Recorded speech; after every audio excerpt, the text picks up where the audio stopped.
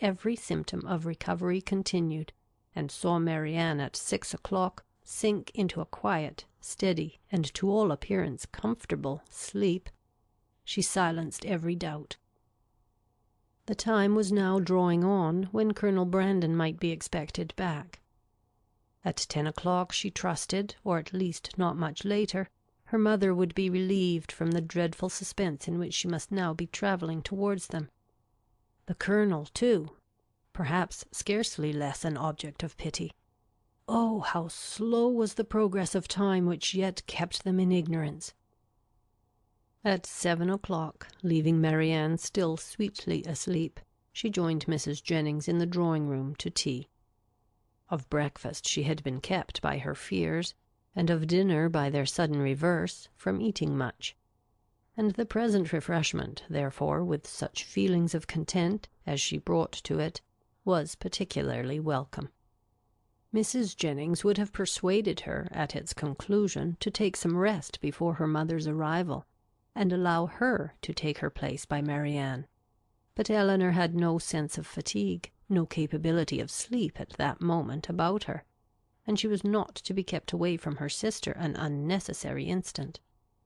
Mrs. Jennings therefore attending her upstairs into the sick chamber, to satisfy herself that all continued right, left her there again to her charge and her thoughts, and retired to her own room to write letters and sleep.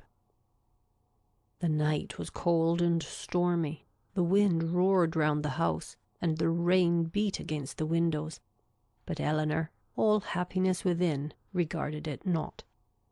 Marianne slept through every blast, and the travellers, they had a rich reward in store for every present inconvenience. The clock struck 8.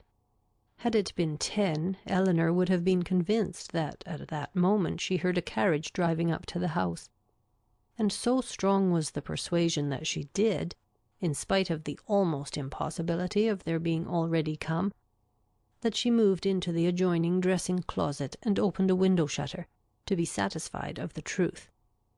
She instantly saw that her ears had not deceived her. The flaring lamps of a carriage were immediately in view. By their uncertain light she thought she could discern it to be drawn by 4 horses, and this, while it told the excess of her poor mother's alarm, gave some explanation to such unexpected rapidity. Never in her life had Eleanor found it so difficult to be calm as at that moment. The knowledge of what her mother must be feeling as the carriage stopped at the door, of her doubt, her dread, perhaps her despair, and of what she had to tell. With such knowledge it was impossible to be calm. All that remained to be done was to be speedy, and therefore, staying only till she could leave Mrs. Jennings's maid with her sister, she hurried downstairs. The bustle in the vestibule as she passed along an inner lobby assured her that they were already in the house. She rushed to the drawing-room, she entered it, and saw only Willoughby. End of chapter 43.